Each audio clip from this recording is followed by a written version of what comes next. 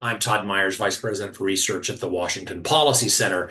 And last year, John Stossel interviewed me to talk about some of the false claims from activists who want to destroy the four lower Snake River dams.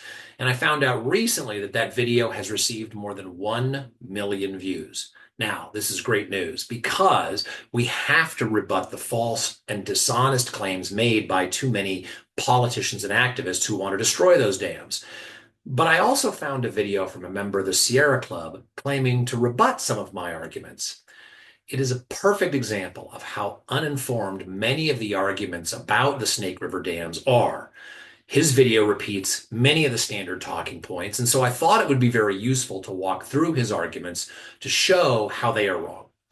But before he attempted to address my arguments, he says this about me. To say that Todd Myers has worked on salmon recovery for decades is a bit misleading. He is the Vice President for Research at the Washington Policy Center, a conservative public policy think tank. According to LinkedIn, he has degrees in politics and international relations, and the closest he's come to experience in the fisheries is a year spent at the Seattle Mariners as Director of Public Affairs.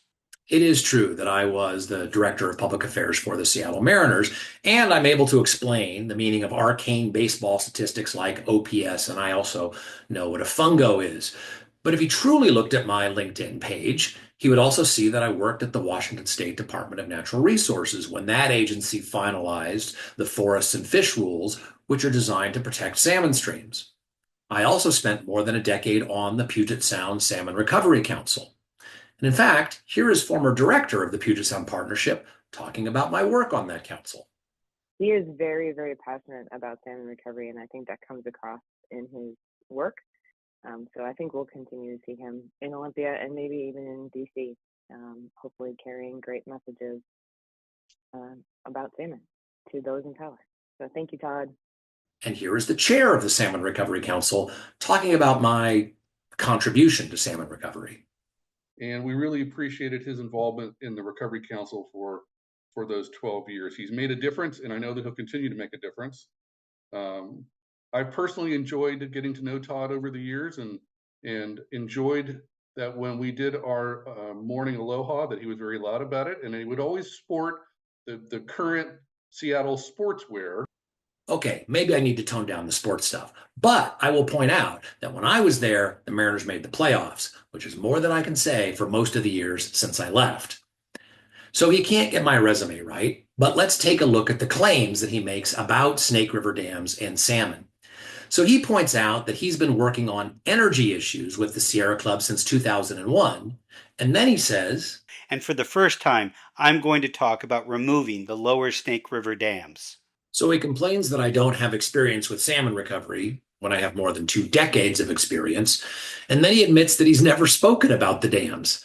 Well, it shows. He makes some basic mistakes and doesn't even know the most prominent scientific research about the Snake River dams and salmon.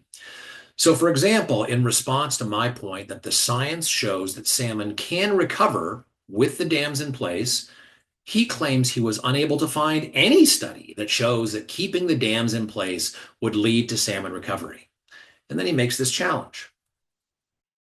If you're aware of any study that shows that salmon stocks can recover without dam removal, please share them in the comments. Well, here it is.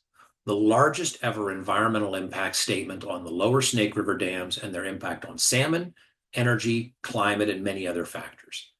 That study, released by the federal scientific agencies with input from NOAA Fisheries and the EPA, recommended keeping the lower Snake River dams, saying that destroying them would seriously impact energy generation, increase CO2 emissions, and cause serious economic harm. They also said that even with the dams in place, salmon would recover. In that report, we find this statement that with the preferred alternative of keeping the dams in place, it would improve objectives for both juvenile and adult salmon, increasing smolt to adult return ratios, which is the percentage of salmon that returned from the ocean compared to how many went downstream, by 35%. Now, as I pointed out in the Stossel video, the dams have had an impact on salmon populations, and it will take decades for them to recover.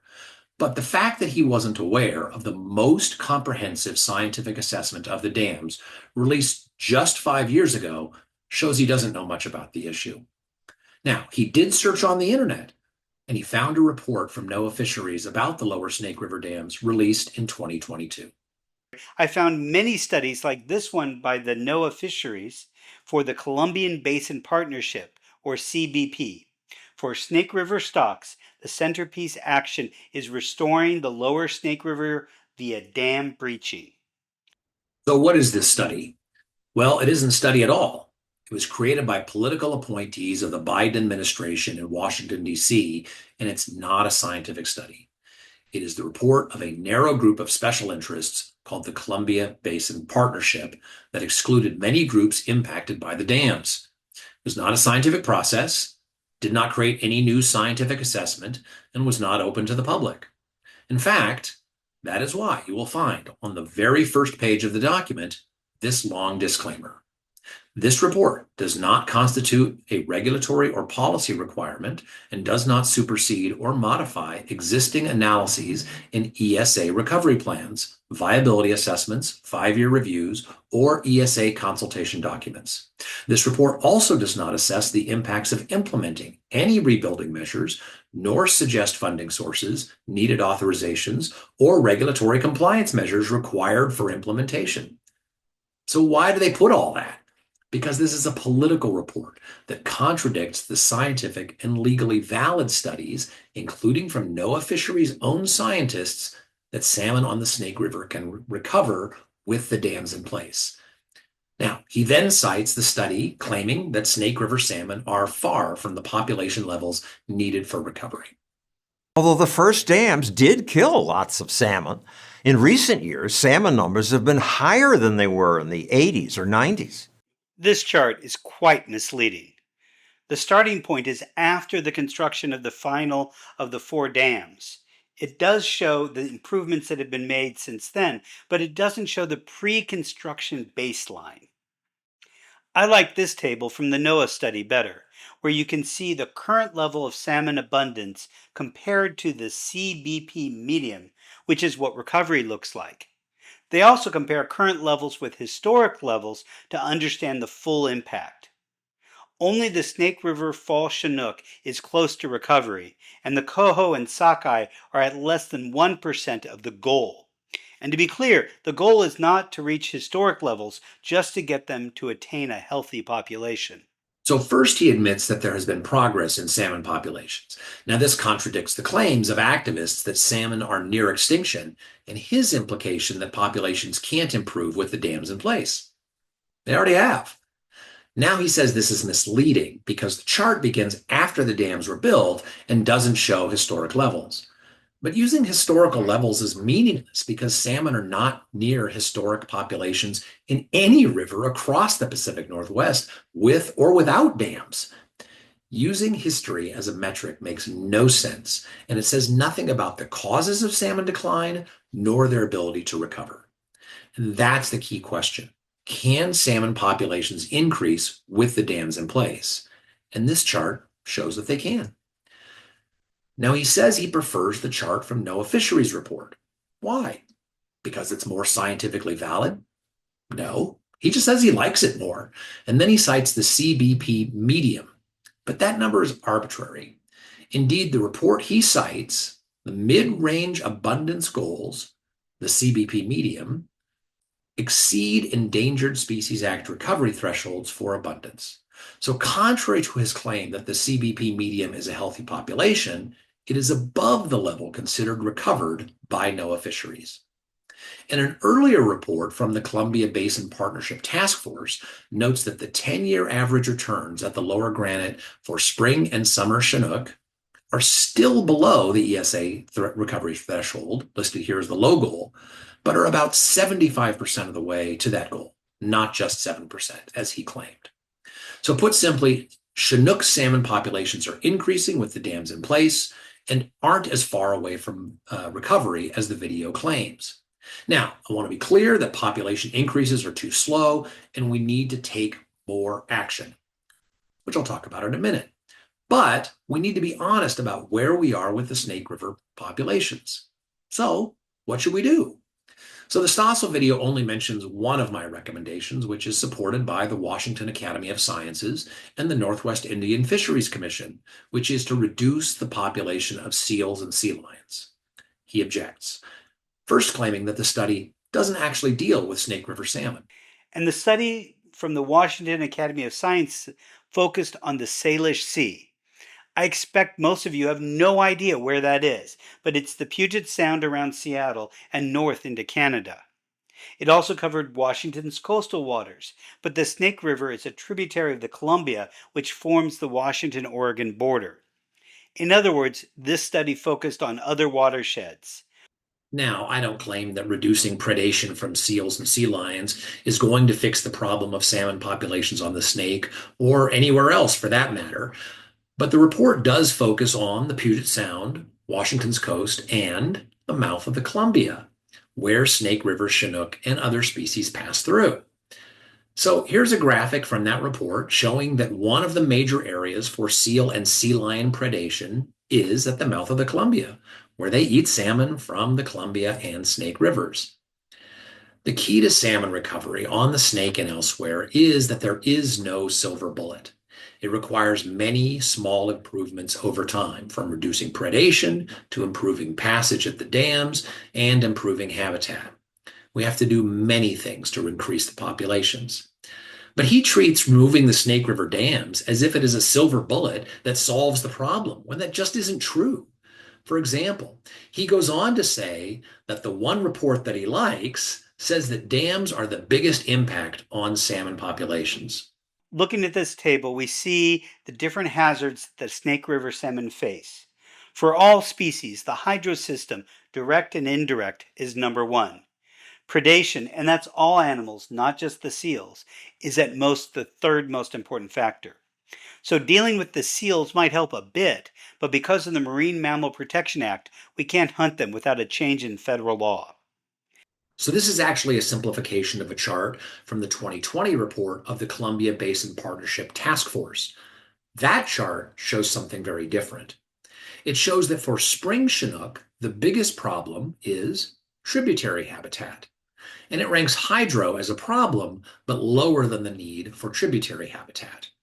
It also shows that predation, while not the largest problem, is still significant. But the most interesting part about this chart is that the impact of hydro is listed as the biggest problem by far for fall Chinook. Ironically, as he himself noted earlier, fall Chinook are almost recovered. So hydro is the biggest problem for the salmon population that is closest to recovery. The chart he shows, indicating that hydro is the top concern, is driven by fall Chinook, which aren't even the species that we're concerned about. So that should raise questions about whether hydro is really the key factor limiting recovery of spring and summer Chinook. There's another interesting part about the graph. Note that the latent impact of hydro is listed as between 9 and 67 on a scale of 100. Now, that's an incredible amount of uncertainty. What it demonstrates is that identifying the key factors in salmon recovery is very hard, and despite the numbers and rankings, there's still a lot of uncertainty about the main causes. That's why fixating on one solution, especially one as astronomically expensive as destroying the dams, is so risky. But he sets that all aside, claiming that he knows that dam removal will work. The region has already removed 2 dams for the benefit of salmon on the Elwha River in the Olympic Peninsula, and it's been a huge success. So we have evidence that removing these dams will lead to significant salmon recovery. So this is completely wrong. And other than not being able to read my resume accurately, this is the best evidence that he simply doesn't know what he's talking about. Far from being a huge success, salmon recovery on the Elwha for Chinook has been much worse than predicted, and there is virtually no improvement in salmon populations. Before we look at the numbers, though, the Elwha dams are completely different than the Snake River dams. There was 0 fish passage at the Elwha dams, but at the Snake River dams, about 97% of baby salmon successfully pass each dam downstream. There's just no comparison between the two. Now, I don't think he's being disingenuous. I think he simply doesn't know. So these are the estimates of Chinook returns on the Elwha from the Washington State Department of Fish and Wildlife between 1985 through 2012, when the dams were completely removed, and then through 2022. And it shows a couple of things. First, there appears to be a slight increase in returns after the dams were removed, but this is partially an artifact of the change in the way that they count fish returns. About the time the dams were removed, they switched to sonar, which is more accurate, but also yields a higher count. So the slight increase is due, at least in part, to the change in methodology. Second, there really isn't an upward trend. And what he leaves out, probably again because he doesn't know, is that in addition to removing the dams, there was a fishing moratorium on the Elwha to help salmon recover. So, despite removing the dams and stopping all Chinook fishing, the population is still failing to increase. Note that all the returns are cyclical, and with the exception of a couple of good years, the range in the cycle is basically the same for the entire decade. And even the good years are similar to the 1980s when the dams were still in place. So why does he claim it's been a success?